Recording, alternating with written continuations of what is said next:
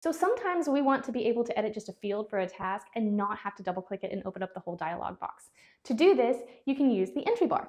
It is not automatically displayed when you first start using Microsoft Project. So to do this, you would go to File and then drop down to Options, and then from Options, click Details, and then at the very bottom, there's a little radio box that you can check for entry bar.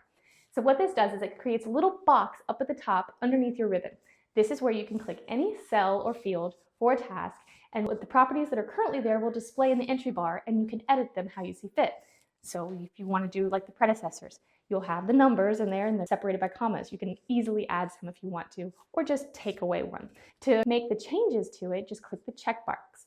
Now, what if you already had something in there and you accidentally overwrote it and you don't want to make those changes? You made a mistake. You can just click the X box before you click the checkbox, because the checkbox makes the changes. The X means go back to what you originally had before you started making those changes.